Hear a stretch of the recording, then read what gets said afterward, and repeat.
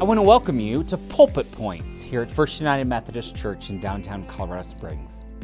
I'm Reverend Eric Strader, one of the pastors, and this Sunday we are going to be talking about John 3:16. It's a well-known passage. You see it everywhere.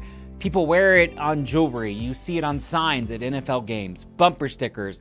Drive across western Kansas on I-70 and you will see billboards that have John 3:16 on them. Are you saved? It comes out of this scripture, and it really invites us to ask some big, deeper questions about this concept of being born again. So 3 thoughts I want to leave with you today. 1, do you have a salvation story? Being born again is how many Christians frame their faith. They have 2 lives, pre-saved and saved, born and born again. I want to tell you the story of my first girlfriend, Monica Reese. Now, Monica went to a very evangelical church, and I am a 3rd generation, very boring United Methodist. And she believed in her heart of hearts, she was convinced that I was going to hell because I was not saved. She said, "What's your born again story?" I had no idea. She said, "Well, aren't you saved?" I had no idea. This is not language we use in my mainline United Methodist Church. It's not part of my upbringing. So who's right here? What's important here? Do you have a salvation story? Thought number 2.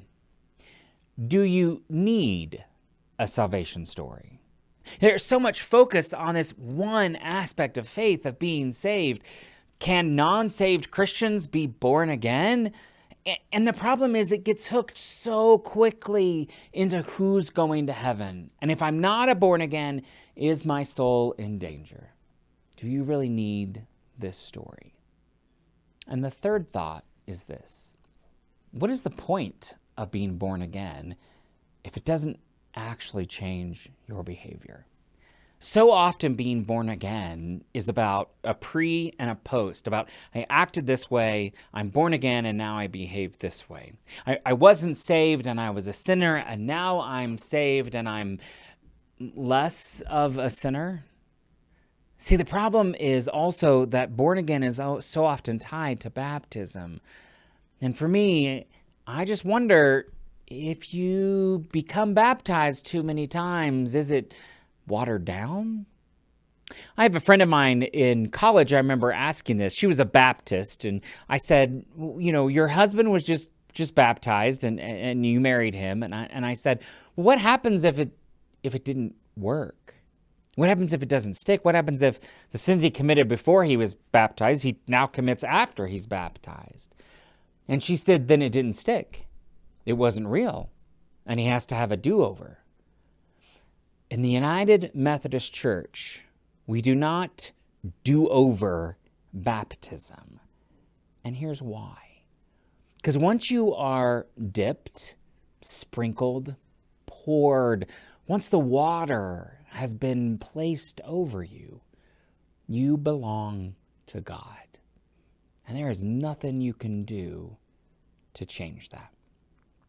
So many questions and thoughts and struggles about this concept of being saved and born again. 2 quotes I want to leave you with.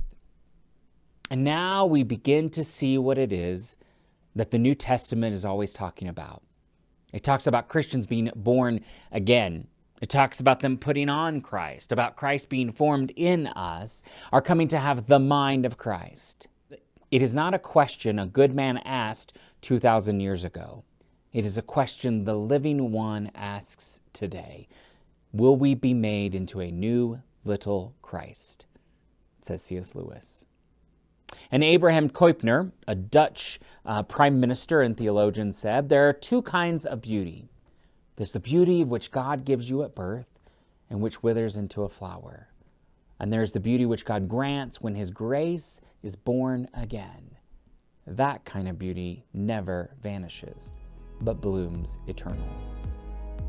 For your faith, have you been born again? And what needs to be left behind in your transformation. And we'll see you Sunday.